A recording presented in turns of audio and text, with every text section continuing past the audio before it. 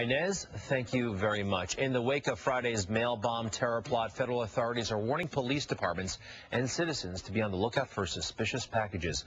And some buildings in our area are refusing to accept deliveries.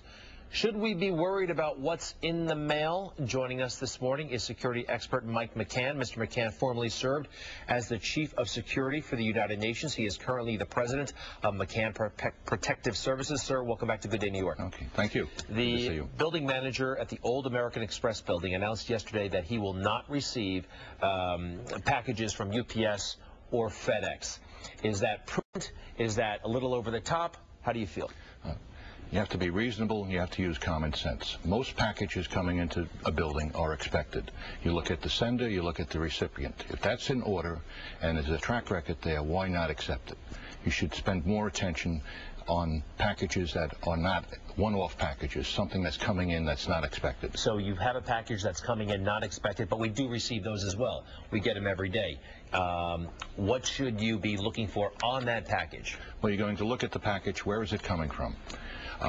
Is it something totally unexpected? Who is it being sent to? Is the person still there?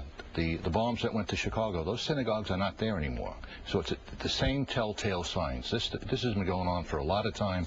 The UN, we had 4 bombs that went off, that didn't go off, that we were able to detect. What about odor, or I heard maybe wires protruding from a package, smudges, anything suspicious besides the address issue, which is a valid one? Anything else we should be looking for?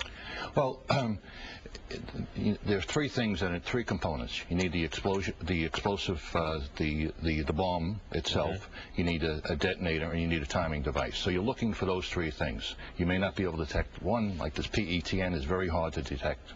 All right, one thing I've heard that look for excessive postage. Now, this may not apply with the UPS, but you know they don't want that package to come back to them, so they will overpay. They'll if it costs $5, they'll put $15 worth of postage to make sure, yes, it's going to get there. Yeah, that's one thing, the excessive postage. Also, if there's any smudges from anything leaking from it, simple things that you would not expect, but misspelling names. What about bringing in some heavy equipment, some actual detecting devices, sensors, that kind of thing? Because, you know, we're amateurs when it comes to this stuff, evaluating what contains a bomb or what doesn't. And we did hear, this is serious, we heard from President Obama's National Security Advisor, or Homeland Security Advisor over the weekend, that there could be bombs in the United States. If this bomb plot has not been foiled, there could still be bombs on their way to targets in this country. Yes, but I think it must be based on a threat and risk assessment, and you have to take cost.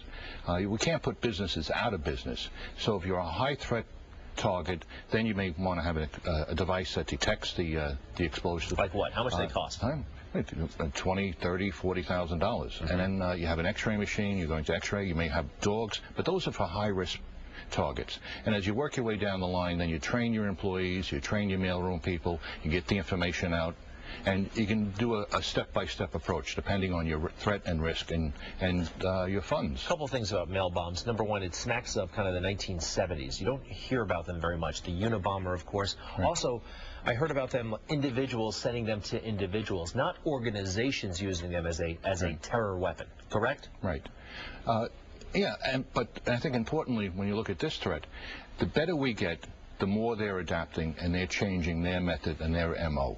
So they look at what we're doing, they're fixated on planes, they look at economic targets, multiple targets, and high media content. And we know these bombs are apparently powerful enough to actually take down that would take down the plane. Mr. McCann from McCann Protective Services, thank you very much for joining us again. Good to see you. Thank you. You bet.